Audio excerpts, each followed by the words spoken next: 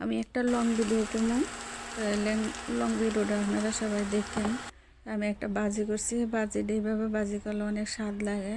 প্রথম আমার রেসিপিগুলো দেখাই নিলাম, সবগুলো রেসিপি একসাথে দিয়ে দিচ্ছি। এই যে আমার বাজির জন্য বা সবজি রান্না করবো সবগুলো একসাথে নিয়ে আনছি।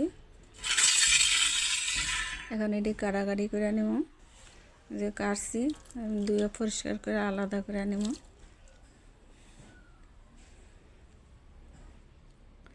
আলাদা আলাদা করে নিচ্ছি। এখানে চিংড়ি মাছ কেটে নিচ্ছি আর মাছ আছে সাথে একসাথে। আর এখান থেকে চাউল দিয়েছি, চাউল দিয়ে আগে ভাতটা বসাই দিয়া তারপর রান্নাবাড়ি শুরু করে দিব। এখন মাছ ভাজি বসাই দিছি, মাছটি আগে ভাজি করে নেব। মাছটি ভাজি করে মাছের তেলটার মধ্যে একটা ডিম আর চিংড়ি মাছ একসাথে ভাজি করে নিলাম। এভাবে আগে ভাজি করে নিয়ে রাখছি।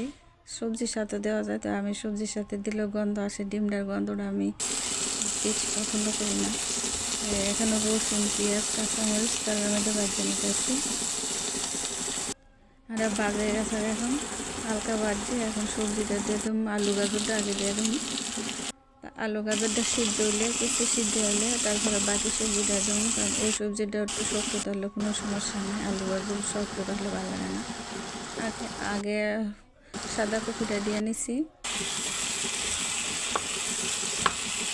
সাদা কপিটা আর লাইটা ছিঁড়া মিক্স করে দিছি, আর হালকা একটু সাদা কপিটা সিদ্ধ ডাইটা দিয়ে সিদ্ধ করে নিছি। এখন আমি ব্রোকলিটা দিয়ে দিছি।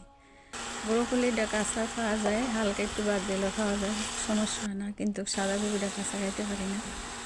তো এখন আমি বাজি করা শেষ। এখন শেষ মুহূর্তে ডিমটা আর চিংড়ি মাছটা বাজি রাখছিলাম, এটি এখন দিয়ে দিচ্ছি। এই বাজিটা আমি অনেকবারই করছি, কিন্তু পুরো রেসিপিটা দিইনি। আমার এখন বড় ভিডিওর দরকার, তাই পুরো ভিডিওটা দিচ্ছি। আমি একসাথে মিক্স করে নিছি সবজিটার সাথে ডিম আর চিংড়ি মাছটা। এখন আমি একটা প্লেটও বাইরে নিলাম। এই যে দেখেন কত সুন্দর হয়েছে কালারটা, ডিমটা চিংড়ি মাছটা দিছি।